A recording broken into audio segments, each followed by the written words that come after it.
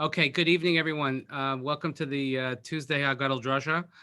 And I want to welcome everybody. Thank you so much for taking time out of your Pesach cleaning. I hope that I'm giving you like a legal excuse to not prepare for Pesach.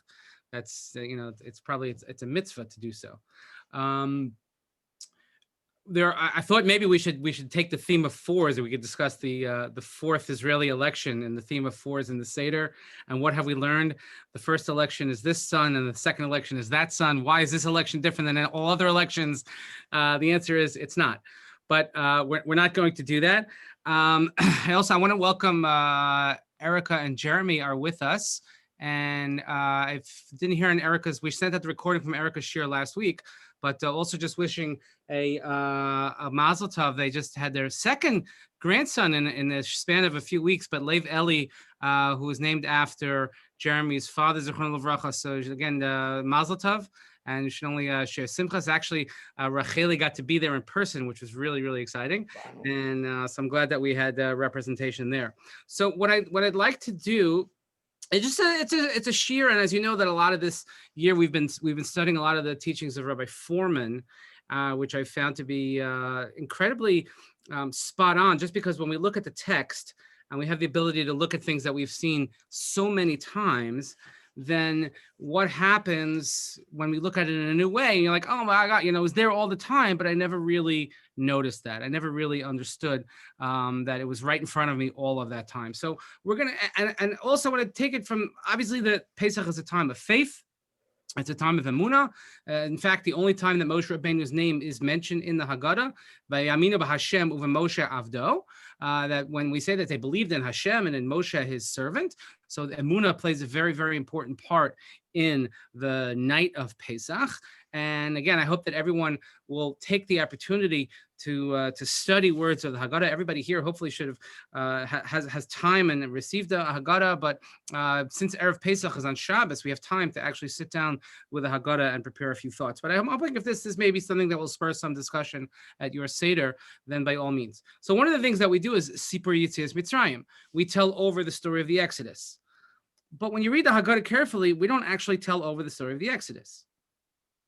I mean, you might think that if you were writing the Haggadah, if I told you write a Haggadah, and the key part of writing the Haggadah is that you have to tell over the story of the Exodus, you would say, okay, let me crack open the Chumash and let's start with Shmos, Perek Aleph, and start talking about, okay, the Jews are in Egypt, and then they're enslaved, and then Paro's mean, and and then chapter 2, as we're going to look at tonight, a little bit chapter 2, and on and on. But we don't do that. We take a few verses from Kisavo, from the mitzvah of Bikurim, and we dissect it with real sort of like biblical exegesis, where the Haggadah takes apart, each phrase and says, and this means this, and this means that, and this means that. And again, there's many reasons why it's presented that way, but we don't actually sort of tell the story of the Exodus. We're left to our own devices. So I want to kind of go back and say, well, let's tell the story of the Exodus, but in a very, very specific way that will hopefully give us faith. And we're going to basically look at Psukim and a Gemara that deals with the Psukim. And then I have an excerpt from Lord Rabbi Jonathan Sachs, Zichron Livracha. And by the way, of course, this morning in our shir, I shared a video clip from Rabbi Sachs, which I think is worthy to send out to your whole family about what the message we should give to our children. But I still can't wrap my head around the fact that we live in a world that doesn't have the brilliance of Rabbi Sachs in it. You should see Erica actually wrote a beautiful piece. I should send it out to everyone. She spoke at the Shlosha, but also afterwards, I'm kind of putting it into pen to paper, which was I think really, really beautiful. So I'm gonna share my screen. I have to thank Racheli. Racheli's like, I'm getting fancy here. Like I'm trying to figure out how to use this. She made me a slide presentation. I have no idea how to do that. I don't know how to do these things. When I went to school, we wrote on paper. But instead of kind of like scrolling up and down and making everybody dizzy, I'm going to use slides because I have to go back and forth with some of the text. So I'm going to share my screen now, and let's see if okay, there we go. Perfect. There we go. And let me go to the beginning. If I can get to the beginning. Okay, I gotta go this way. I can figure out how to get to like where I need to go. And okay. The slides and Zoom. Here we go. Shabbat Hagadol Derasha on Tuesday. We're calling it having the faith to see the entire picture of the Exodus. Here we go. At the end of the Shira, which we'll read on Shvi Shel Pesach, we read it every single day, of course, but this part we don't read every day. And then Parshas Beshalach, and it says that, of course, we know that the Jewish people, they crossed the sea and they sang and they danced, and the whole bit, as we know the song. At the end of that exchange, after the Jewish people sing, what happens? Vatikach Miriam Hanaviyah achos Aharon esatof biyada, vatetzena kol hanashim achareh bisupim uvim cholos, vatan lahem Miriam, and then again we use the same trap. Shiru Lashem giga sus v'rachva. Miriam, the prophetess, Aaron's sister, she took a timbrel in her hand. I don't know what a timbrel is, but if Erica was teaching, she would have a picture of a timbrel and various artists showing us different timbrels and what they would mean to us. And all the women went out after her and danced with timbrels. And Miriam, she chanted, "Sing to the Lord, for he has triumphed gloriously. Horse and driver he has hurled into the sea." Okay, this is great. Miriam has a song. So are we all of a sudden so frum that we have to have a separate men singing and women singing because it might lead to dancing type of thing? Is that what's happening here? Why the separate song? I mean, there are other times when we have the Jewish people singing. We have it later on in Bamidbar when they have the Shir of the Be'er, and we don't find a separate men and women's song. We have the Shira of Devorah. We don't find a separate men and women's song. So why here do we find a separate song that's given to us by Miriam? And I think that perhaps, and this is what the Gemara is sensitive to this. So the Gemara says that if you look carefully at the phraseology of the pasuk here, or I would put it to you this way: if you were going to write the pasuk, then we say, okay, now Miriam took the instruments. You would say, and Miriam took the instruments. So it says instead. I'm just going to move this tab out of the way to let people in. It says that Miriam, the prophetess, Miriam Hanaviyah, she's not usually called that. Miriam Hanaviyah, the prophetess, Achos Aharon, the sister of Aharon, took the instruments. Now, by the way, mind you, this is already at the Exodus. I'm fairly certain that Miriam has two siblings, another very famous sibling named Moshe, and they're all prophets of a sort. So the fact that the pasuk writes this in this way, so look what the Gemara says. This is the Gemara in Sota. Vatikach Miriam Hanaviyah achos Aharon velo achos Moshe. Sensitive to the fact that it says that she is the sister of Aharon and not the sister of Moshe. Amarav Amram Amarav.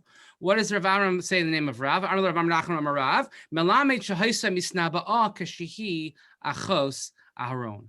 So we learned two things. First of all, that she was a prophet, or prophetess, and when she was a prophet even before Moshe was born. So that's why it tells us that she's Achos Aharon, meaning when she was only the sister of Aaron. By the way, we know that Moshe is 3 years younger than Aharon.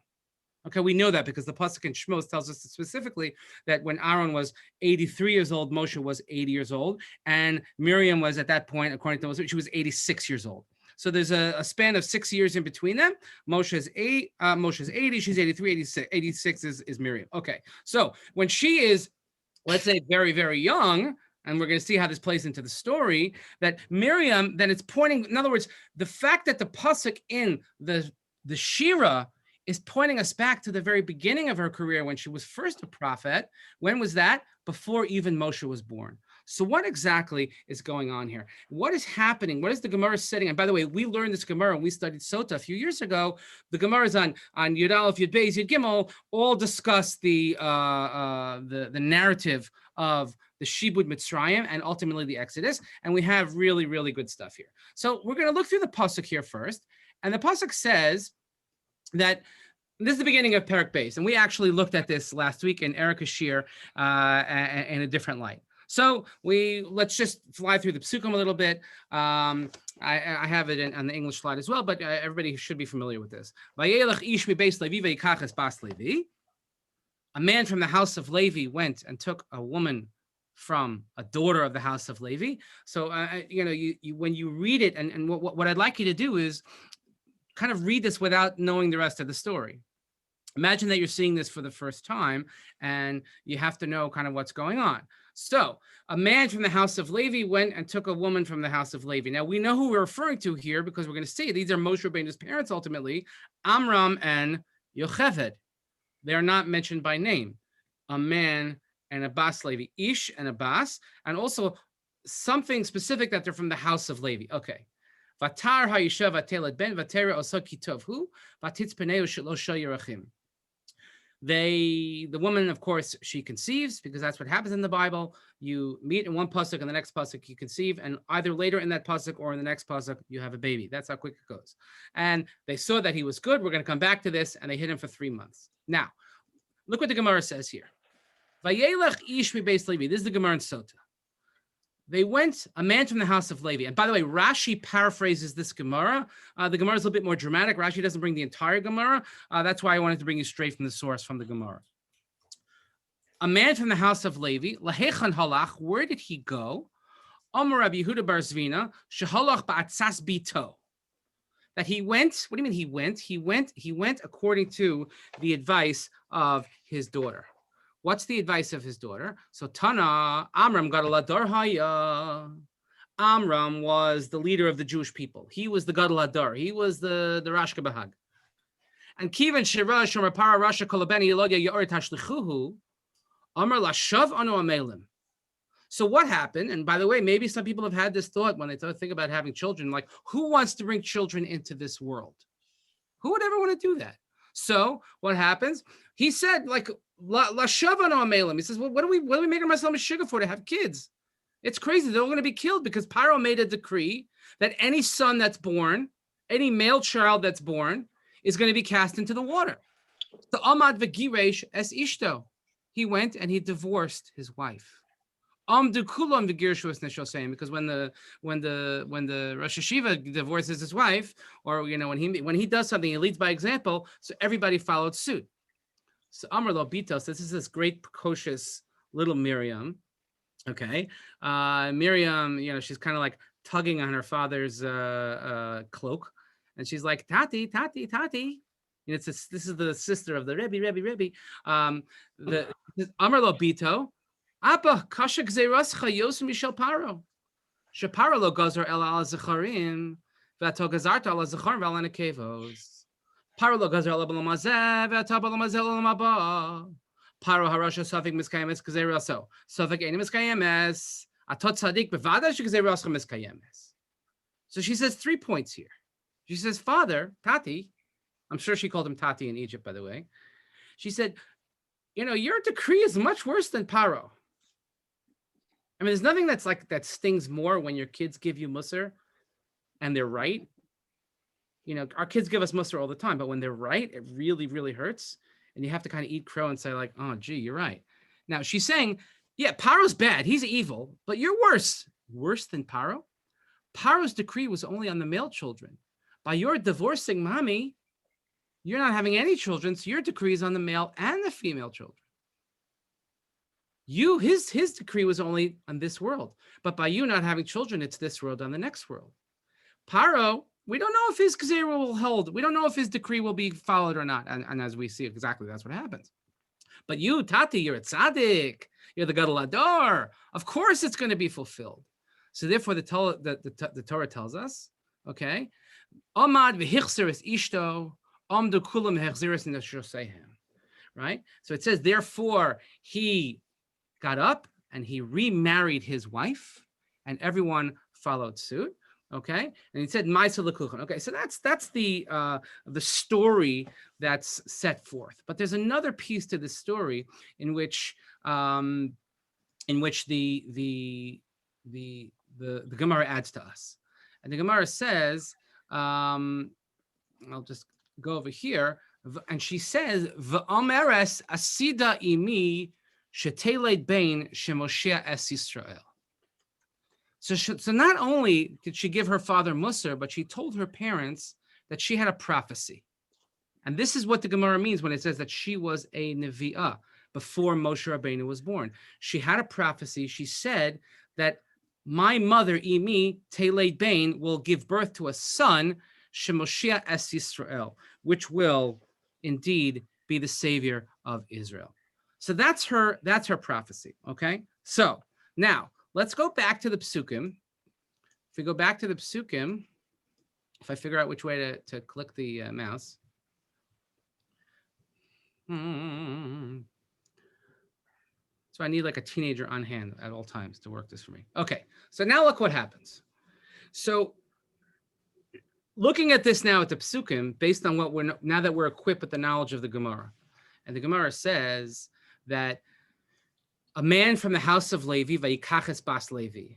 Now, it could be why it's not mentioned by name, because maybe everybody's following suit. Okay, it doesn't really concern us right now. But what happens is now that they had disengaged, and now they have re-engaged. And the result of that re-engagement is now Vatara Yeshava Teled Bain. And she had the woman who is Yocheved, she became pregnant. She had a son, and then Vatere Oso Kitovhu Vatitzpeneu Shalosha Yerachim. They saw that he was good. What does that mean, that he was good? I mean, first of all, no Jewish mother in the world ever thought that their son wasn't good, wasn't the most beautiful, the most okay? No Jewish mother said, ugh, I had an ugly child.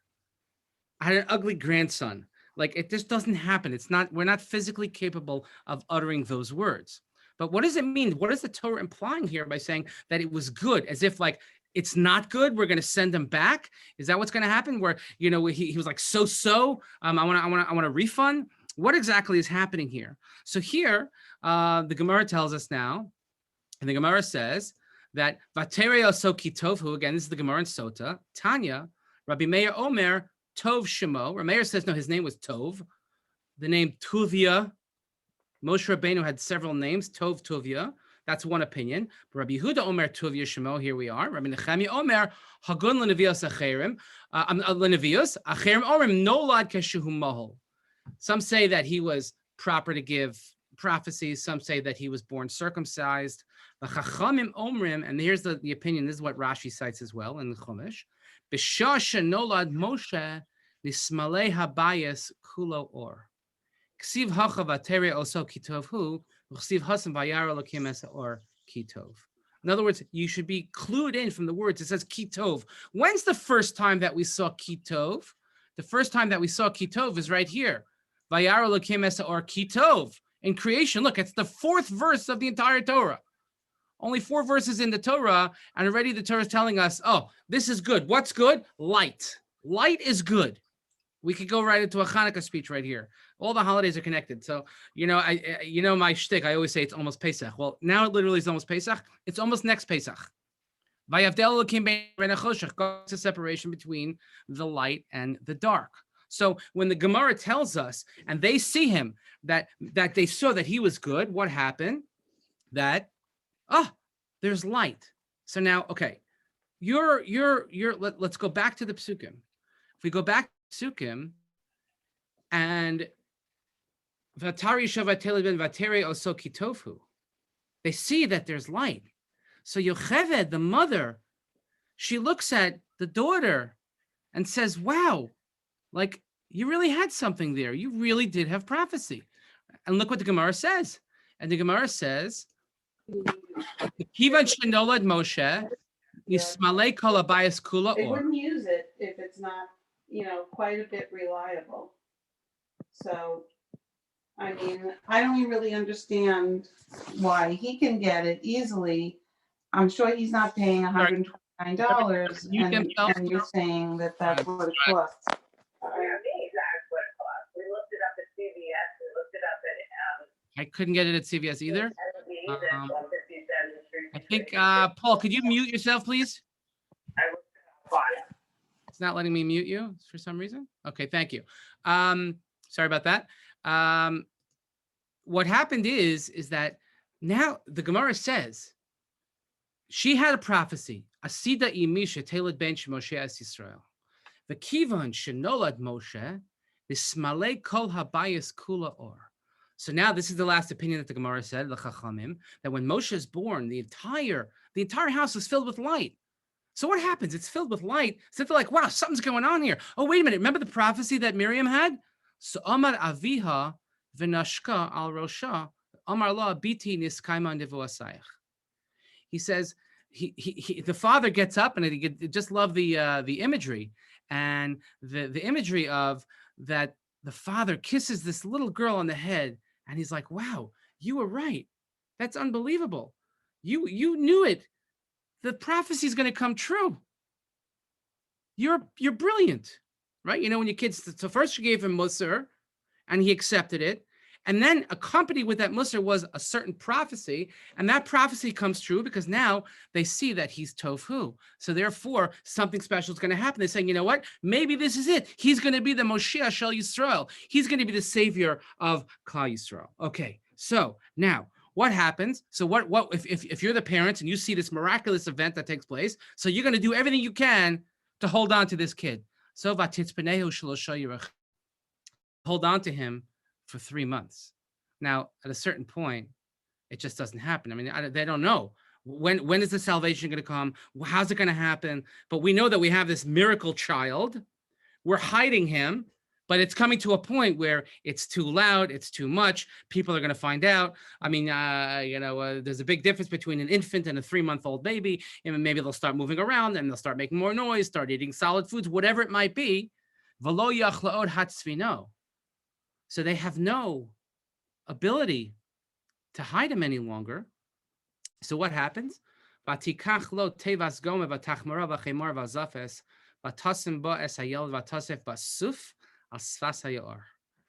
happens? They, verse 3 tells us that she couldn't hide him anymore.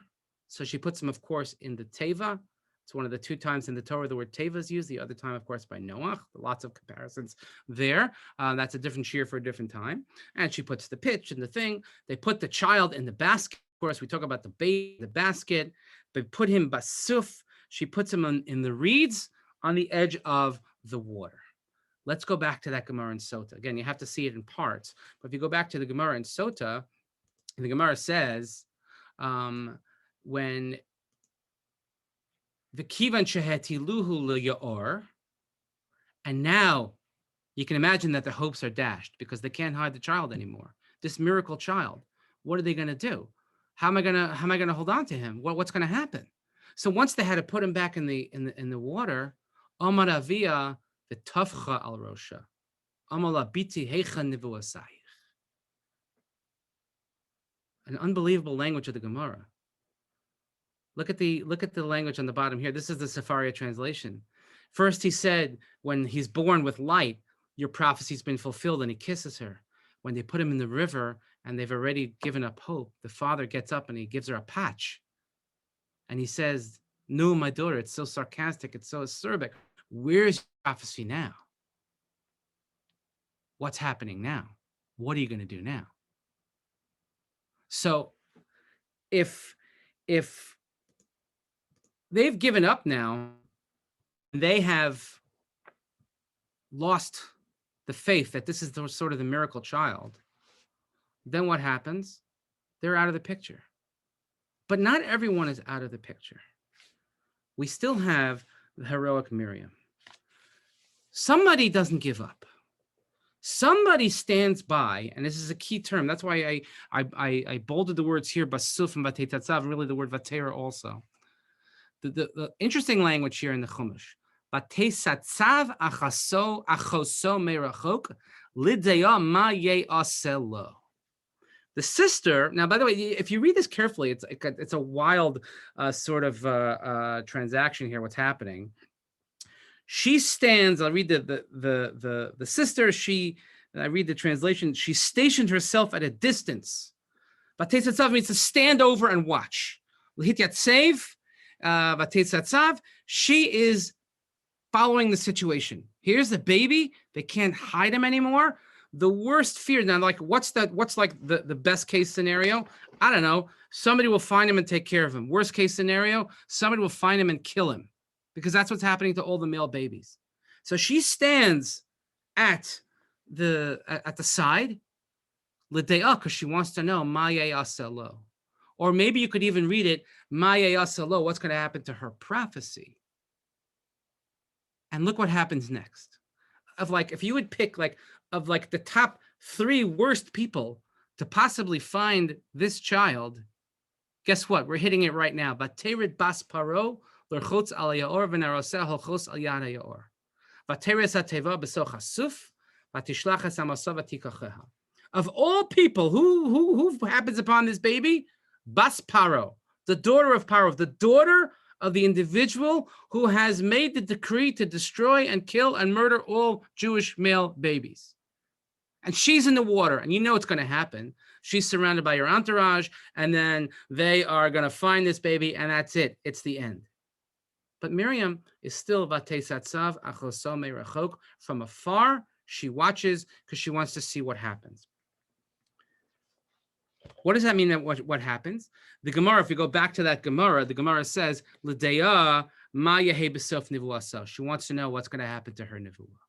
And look what happens with the next unfolding events. So she sends for the baby. There's actually a Rashi brings it in the Gemara that she's like the inspiration for Inspector Gadget. Like she sticks out her arm and it like reaches all the way across. She's like Elastigirl, and she somehow is able to reach. And they say when you want to do a mitzvah, and you'll be given the ability to reach your mitzvah. Okay.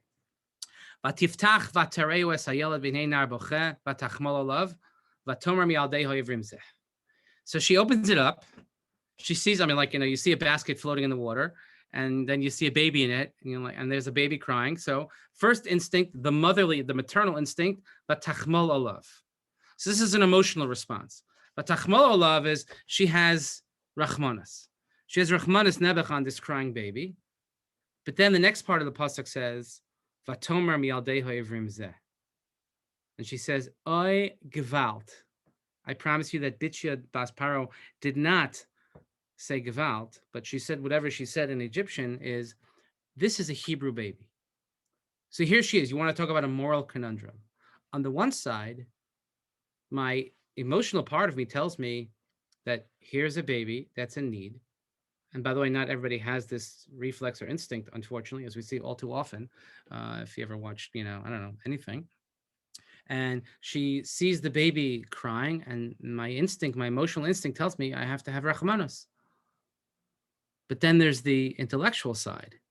And the intellectual side says, Vatomer miyaldei ha'ivrim zeh. This is a Jewish child. This is a Hebrew child. This is probably the worst thing that could ever happen if I would pick up this baby. After all, Dad is not going to be too thrilled about this. Dad has made it his business all day, every day, to kill Jewish babies. He's taken a bath in their blood, and I should save one of them? So you see how the Torah sets up for us the contrast and the conflict already in her thinking, in the way that, on the one hand, so who's gonna save her? Who's gonna save her from this dilemma? Oh, look at this in Zion. Vatomer achoso bas paro. Achoso, who, by the way, in verse 4 has gone merachok, she's watching from afar. All of a sudden, this little kid with like real Yiddish chutzpah, and again, she's a little kid. Vatomer achoso bas paro. She goes to Bas Paro, and they're thinking like she's probably consulting with her handmaidens and saying, should I take him? Should I not take him? Should I take him? Should I not take him? You take him. You take him. I don't know. What should I do? And she's like, no, I have an idea. How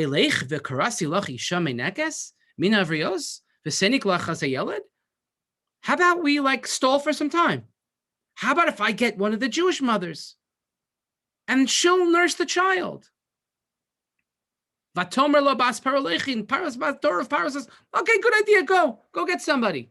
And not only that, she gets his actual birth mother. So Miriam, not only does she stall for time, not only did she manage to get the birth mother to nurse this child still, she gets the birth mother paid for it. She's like the first, a deal maker that we have really successful. This little kid, and she's making a deal with the daughter of Paro, the daughter of their enemy, who might be the enemy herself. And the woman takes her, and then Batanikeyu. Then what happens? Then finally what happens is this paragraph ends that the child grows up, and then she is Vayhi lo levain. Whatever happened, the plan worked. That Miriam, who stood at the side, when the parents gave her a pachin panim and said, "What are you doing here?" When the parents said, "It's never going to work. What kind of prophecy do you have?" No. She stood meirachok l'dayot to see what would happen to her prophecy. And what happened to her prophecy? She worked it out. She did her shtadlus. She figured it out, and she found a way that Moshe could be hidden. And of course, we know that she raises Moshe to be her own son. Not only that, the name Moshe, Messis, is an Egyptian name, but Moshe is Vatomer Kimin Amayim Mishisihu. It's not Yocheved who calls him Moshe. It's the daughter of Paro. It's Bitya Bas Paro who calls him Moshe. And that's why, because somehow she was able to find a resolution to the conflict that she has between her emotional self and her intellectual self. She found a way to make it work and to save this child and to do the right thing. And therefore, she's considered one of the righteous people in the world. So now, if we go back to the beginning of our story, in the beginning of our story, when Miriam is here, Vatikach Miriam Hanavia Achos Aaron Asatov Biyada. When Miriam takes the instruments, and it says who Miriam? Miriam the prophetess, the sister of Aaron, and the Gemara points us, look at her, compare this to her early part of her life, to the early part of her prophet career, which is before Moshe was born. This is perhaps the conclusion of that, or maybe the same input, the same intellectual and faith that faith ability that she displayed at a young age. That's what we're supposed to look at right now. And if you say, like, you know what, there are many similarities between the two incidents. Okay, they both involve a body of water. Okay, first Moshe's in the river, and then Moshe is in they're at the Yam Suf. They're about to, they're at the edge of the water. They don't know what to do. At both cases, the Jewish people were being threatened. The male babies were threatened to be murdered. And here, the Jewish people have escaped Egypt, and the soldiers are after them. And what's happening? They don't know what to do. They don't know where to go. Both involve the Egyptians. Egyptians are approaching them here. Now the whole army, the Egyptian army, is approaching them. Of course, as I highlighted the word basuf, by batas and basuf, she puts them in the reeds. Where is the sea that they're going to cross? It's the Yam Suf. It's the sea of reeds. They both involve some sort of miracle. Now, the Jewish people never were told what the miracle was going to be, as we'll see in the pasuk in a second. Here in the pasuk, we're told. I'm just gonna. Vayomer Moshe el ha'am al tira'u hisyatzevu u'ra'u es yeshuas Hashem asher yaseh lachem hayom ki asher yitzem es mitzram hayom lo sosifu lirosam od ad olam. Before the sea splits and the people are panicking and Moshe's panicking and God says, "What are you talking to me?" He says, "Go, lozim gain." Right? Go. What are you davening for? It's not a time to daven, time to act. So Moshe then says to the people, "Don't worry. Hisyatzevu ra'u. Have no fear. Stand by and witness Yeshua's Hashem, the salvation of God that He's going to do for you today. Because how you see Mitzrayim, you'll never see them again." Okay? That's what's happening. So Moshe is saying, just like Miriam did, by the way, earlier on, they were standing at the sea. You have to expect a miracle. You have to believe in the prophecy. What was the prophecy? That Moshe was going to be the savior. She didn't know how it was going to happen. God never told her how it was going to happen. But what happened? The same exact word. Stand, and watch. You have to have faith. That's where the whole kunz is you have to have a certain amount of faith. And maybe what was happening is that Miriam was experiencing now with the people exactly what she experienced as a child. And that led her to sing, because she understood that, you know what? If the Jewish people now, they stood and they watched, What happened? They saw the salvation of God. This was a complete circle for her. This is her finally realizing that the prophecy that she had as a child came true. And that's what leads her specifically to her own personal song, because she realizes that she held out the whole time. And that's the tzidkus of Miriam. Now, that's the notion of faith. I want to share with you this Rabbi Sachs, Zichrono Livracha. This is from a piece that he wrote. This is part of it on Parshas Noach. It's found in many places. I'm going to share another excerpt with you. But let's read this together. Suddenly I understood that this is a significant part of what faith is in Judaism. To have the courage to pioneer, to do something new, to take the road less traveled, to venture out into the unknown. That's what Avram and Sarah had done when they left their land, their home, and their father's house.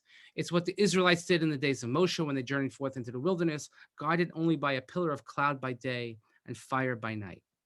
Faith is precisely the courage to take a risk, knowing that though I walk through the valley of the shadow of death, I'll fear no evil.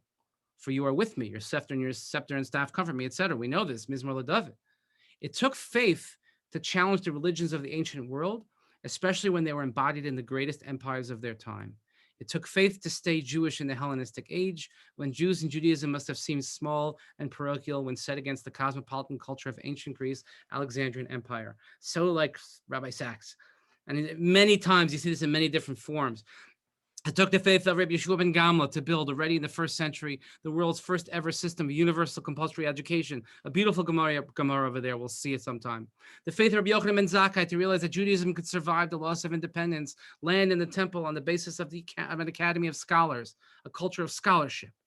In the modern age, even though many of Jewry's most distinguished minds either lost or abandoned their faith, nonetheless, that ancient reflex survived. How else are we to understand the phenomenon that a tiny minority in Europe, the United States, was able to produce so many shapers of the modern mind, each of them a pioneer in his or her own way? Einstein in physics, Durkheim in sociology, etc., etc. He continues, they dominated the fields of psychiatry, psychotherapy, psychoanalysis, etc. And the second paragraph, in many cases, such is the fate of innovators. The people concerned had to face a barrage of criticism, disdain, opposition, or disregard. You have to be prepared to be lonely, at best misunderstood, at worst vilified and defamed. As Einstein said, if my theory of relativity is proven successful, Germany will claim me as a German and France will declare me a citizen of the world. Should my theory prove untrue, France will say that I'm a German and Germany will declare that I am a Jew. To be a pioneer, as Jews know from our history, you have to be prepared to spend a long time in the wilderness. That was the fate of the early Zionists. They knew early on, some from the 1860s, others after pogroms in the 1880s, Herzl, Dreyfus, European Enlightenment, etc., etc., etc. That is not carte blanche to do whatever we like. Not all innovation is constructive. Some can be very destructive indeed. But the principle of walk on ahead, the idea that the Creator wants us, his greatest creation, to be creative, is what makes Judaism unique and high value it places on the human person and the human condition. And this is the line here. Faith is the courage to take a risk for the sake of God or the Jewish people, to begin a journey to a distant destination, knowing that there will be hazards along the way, but knowing also that God is with us, giving us strength if we align our will with his. Faith is not certainty, but the courage to live with uncertainty. I've been, of course, if any Rabbi Sachs book you can get your hand on. So I have what I'm reading lately is this is a book called Celebrating Happiness, Celebrating Life, Finding Happiness in Unexpected Places. And there were excerpts from little columns that he had on a regular column in the newspaper. And in this also he has, and I'll just read you this little snippet. Faith is not certainty. It's the courage to live with uncertainty. It's not knowing all the answers. It is often the strength to live with the questions. It's not a sense of invulnerability. It's the knowledge that we are utterly vulnerable, but that it is precisely in our vulnerability that we reach out to God, and through this, learn to reach out to others, able to understand their fears and doubts. We learn to share, and in sharing, discover the road to freedom. It's only because we are not gods that we are able to discover God. On the night of the Seder, when we sit and we all share the common history, we share this, the Sipur Yetzias Mitzrayim. It's a wonderful opportunity, first of all, to discuss your own family's journey, how they got to where they are. and we all have incredible stories. And to think, because if we don't know where we came from, we don't know where we're going. But also, if we put into focus what we've all been through in the last year and how we've lived through an incredible amount of uncertainty. I don't know if there's anything that's been more jarring than the uncertainty. And by the way, we're not nearly out of it. I mean, things are getting better, but there's still a tremendous amount of uncertainty. We don't know what's going to happen. We don't know where things are going, but it's a good opportunity for us to then share our experience and see how we coped with uncertainty. And that coping mechanism is what we call emunah. That's faith. That's the faith of Miriam. And when we realize that HaKadosh Baruch Hu will deliver us, when we realize that we get to where our prophecy said we were going to be, then the result has to be that we sit and we sing. Vatikach Miriam Hanavia Achos Aharon Asatof Biada, that she takes the instruments and she sings, which is why such an important part of the Seder is the singing. Even if you can't sing, you should sing. We talk the history, we share our experiences, we talk about our family narrative, immediate family and our extended family. And when we get to that, we sing Hallel in two different parts, but we sing it. We sing it because that's what God wants from us. That's what having faith is. Faith is, oh, it's a crutch. Yeah, okay. You know what? When I can't walk, I need a crutch. And that's what we've been living through, a period where we have not been able to walk. We haven't been able to go anywhere. So what we need support. And the support is found in faith. And we find it how? Miriam Hanavia. Miriam, it says, Bizchus Nashim Tzidkanios, in the merit of the righteous women. That's why the Exodus took place. We have, by the way, plenty of Nashim Tzidkanios in our own families. We should certainly recognize them and pay proper honor and respect to the wonderful women that we have in our lives, and realizing that, without them, we'd be nowhere. And I'll be the first to raise my hand and say that. I married way above my pay grade, but you all know that already. And I think that this notion of having emunah, which helps us cope with that which we are uncertain, which helps us deal with anything that we don't know what's going to happen, because we live in such an information age that we think we're going to know everything's going to turn out. No, you just have to look at the words of the Chumash. That's how you tell the story of the Exodus. That's how we strengthen ourselves, and that's how we from Yetzias Mitzrayim to a Kabbalas HaTorah on Shavuos. So I hope that everybody will have meaningful Siddharim. I hope that everyone will have the opportunity to really reflect, and hopefully so many of you will be able to be back together, at least in some degree, with members of your families, and cherish that, because just think about the difference between last year's Seder and this year's Seder. And if you're able to be with family members, then, Baruch Hashem, and just appreciate our good health. Everybody should be healthy. I wish everybody a Chag Kosher v'Sameach. I thank everyone for joining us tonight. And again, we'll see everybody in Shul. We have lots planned here in Shul. Just a couple of reminders to please read the instructions for what to do for Erev Pesach on Shabbos. If you have not yet taken care of selling chametz, just please make sure the deadline is Thursday morning after the Siyum B'chorim, because we're doing the Mechira right afterwards. And again, any questions you have, please feel free to reach out. Again, Chag Kosher v'Sameach, everyone. I will just stop the recording.